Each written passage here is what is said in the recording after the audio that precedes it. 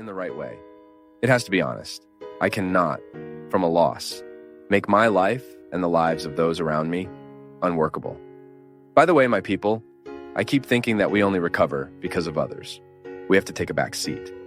But when we look at those who remain, and for my mother, for her to recover from my sister's death, it was essential that she could look at Conrado, my sister's son, who remained and who my mother needed to finish raising.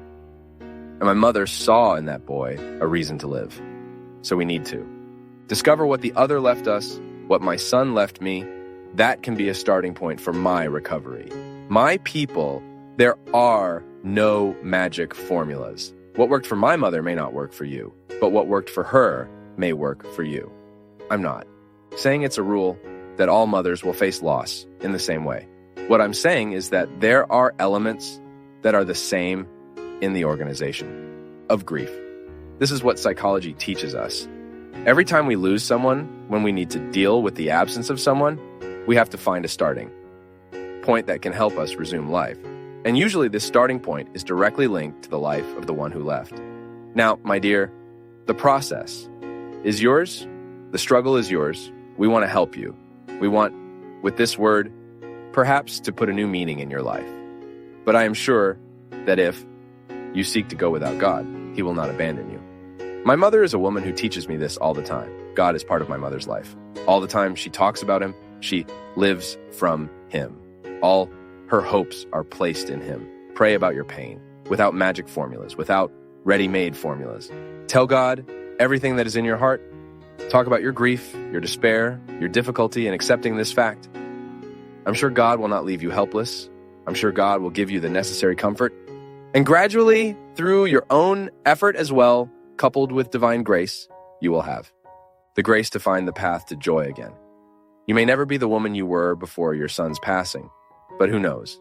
You might be better because of the suffering you've experienced. I always hear this.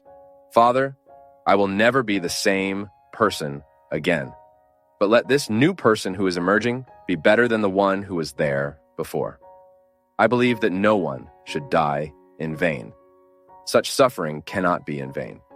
If it visited my life, I want it to leave me with a great lesson. If it hurt me, if it makes me cry, I want it to generate within me a lesson, a maturity. That's what we need to ask God for every day. That our suffering is not in vain.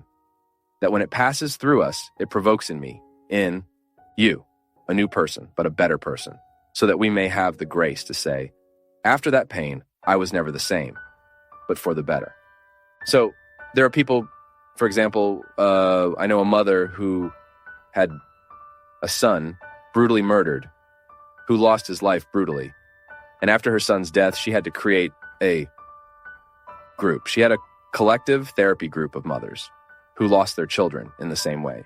Of course, well managed, these groups do a lot of good because we know that every time we have the opportunity to share our pain with someone who experiences similar pain, we feel more understood. Because one of the major factors that generate loneliness is realizing that others do not know how to feel as we feel and are not interested in making an effort to feel. It's interesting that there is a statistic about couples who, after the loss of a child, go through very serious marital crises. And in many cases, there is separation. The child dies, and the marriage that was great, that was fine, suddenly goes into crisis, and the couples separate. Why? Because there is a very big difference in the way men and women deal with pain. The man feels the same.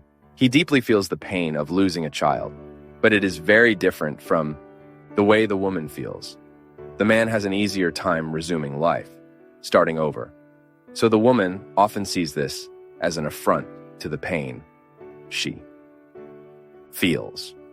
That is why many couples, after losing their children, need psychological and therapeutic support so that the marriage does not go into crisis, because we know there's a very high tendency for separation due to a different way of understanding the same pain. No doubt, it's very good when we know that the other is feeling with us. This causes closeness, but it also generates division when you insist or realize that the other is not feeling with the same. We continue tomorrow in the next video. Complete conference links in the description.